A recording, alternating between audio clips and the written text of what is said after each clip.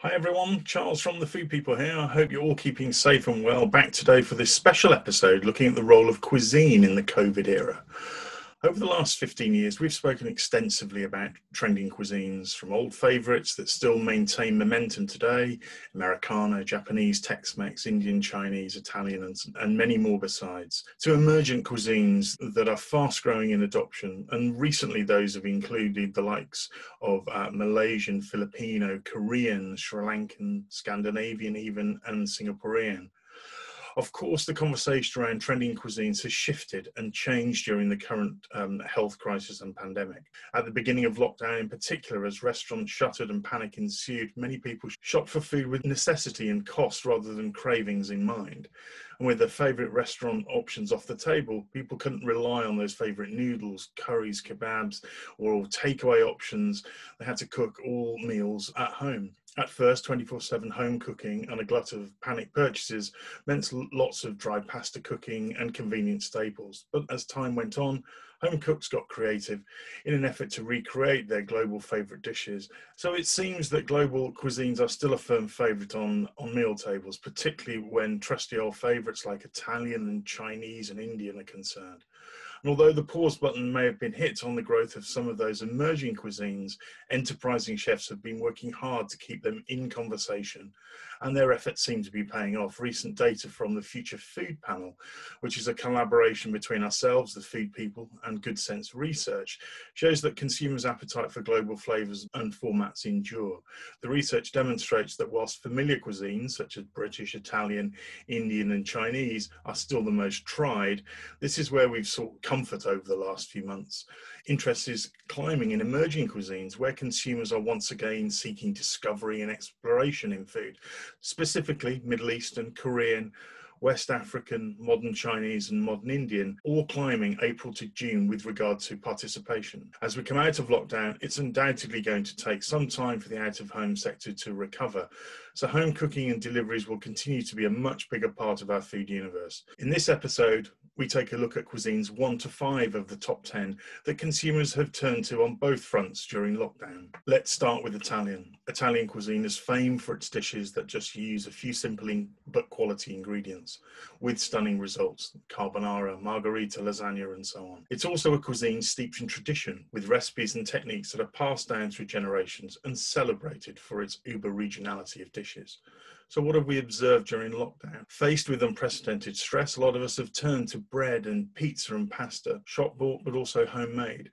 Many have learnt to make doughs from scratch for the first time, including the insta-famous sourdough varieties and focaccia. Homemade focaccia was adorned with edible artistry. And in the everything old is new again mantra, slow cookers came out of the cupboards for a slew of recipes, including slow cooker lasagna. So a few of our thoughts for where this may take us into the future: hybriding of Italian formats and ingredients. So think things like the chicken parm burger or a breakfast pizza as an example. And increasing Italian home cooking and baking ingredients. Also Italian delivery kits with grocery ingredients, sauces and pasta and so on. A re-engagement with classic Italian formats and dishes. Things like cacio e pepe, just 4 simple ingredients. Updated and reinterpreted sweet formats of tiramisu, cannoli, panna cotta, and the continued wave of Italian bread and bakery into bake art. And then 2, we have Americana. On a global level, American cuisine is often synonymous with a handful of dishes: hot dogs, deep pan pizza, burger. However, there is a growing appreciation for the breadth and variety of cuisines on offer across the States. Indeed, even pizza differs significantly depending on where you look.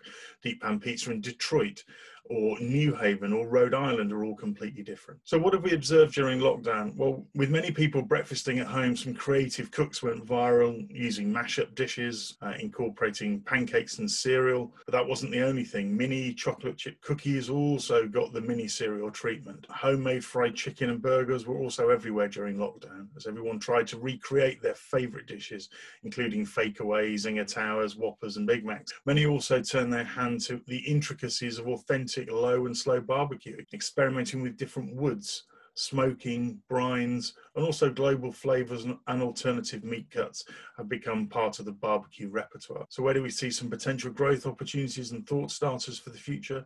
Well, the all-in box, either through retail, food service, collaboration, or direct to consumer. This is all about the whole barbecue kit in one place. Semi-prepared barbecue in retail. A broader plant-based offering beyond the obvious hot dogs, burgers, ribs and wings. Carby comfort beyond mac and cheese and fries. Spicy cornbread, loaded tater tots. But also go regional with Americana. Louisiana po' boys, New England clam chowder, Carolina barbecue, grandma style pizza. There is a plethora of innovation opportunities around Americana.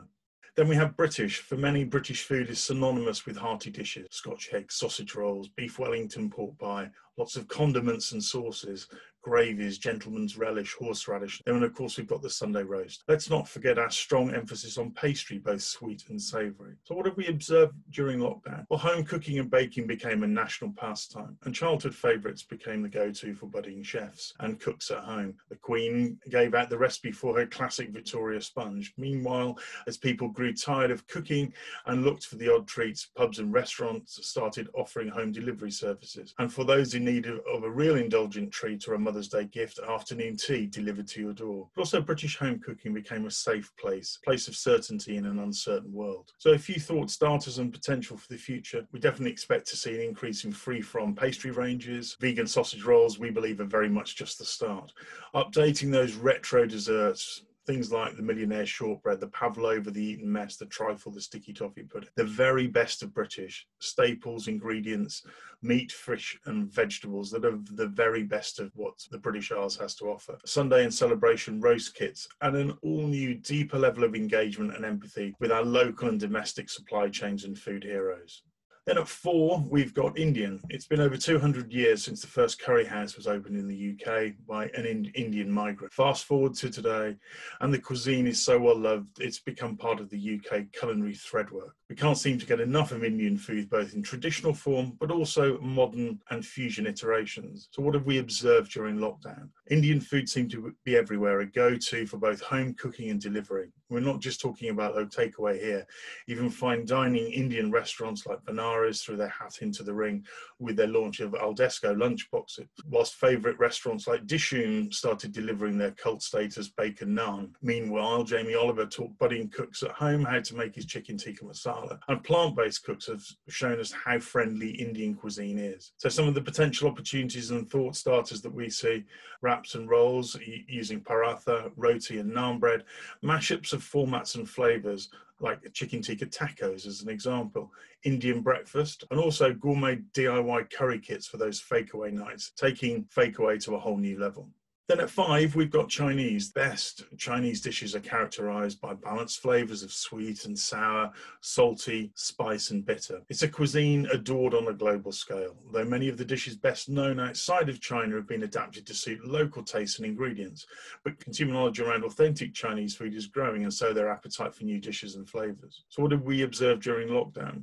Well, we were looking at some Google Trends data in April, and the 10th most Google recipe on the internet was fried rice. No surprise, as many people stocked up on rice and looked for creative ways to use their leftovers. Many recipes were shared for how to make fried rice using other lockdown obsessions, the slow cooker. Meanwhile, TV personality Gok Wan took the mystery out of Chinese takeaway, cooking some of the nation's favorite recipes on morning television. Inspired by Gok Wan and others, many consumers decided to channel their inner cook and had a go at recreating their takeaway favorites. Things like fakeaway, sweet and sour chicken, chow mein, Peking duck. So where do we see some of the opportunities for the future? Well, regionalization of noodle dishes. Do you know your Uyghur Langman noodles from your Hunan to your Gunan? We expect to see an increase in frozen offerings, frozen dumplings, or sumai for their at-home dim sum. Growth in sauces and condiment sector beyond soy and chili oil. Things like roasted sesame paste or spicy mala. Semi-prepared Chinese food we feel there's an opportunity there. And fried rice or noodles as an all-day fare, including breakfast. So just to wrap up, the global pandemic has temporarily grounded everyone, bringing a sharp focus to the value of food and drink, and indeed the fragility of our local supply chains. So curbing the "I want what I want and I want it now," which has dominated so many trends before. For the first time in generations, consumers have had to make do with what was available and local, and that has meant getting creative. And this has only acted to accelerate the era of what we have called conscious cuisine, something that we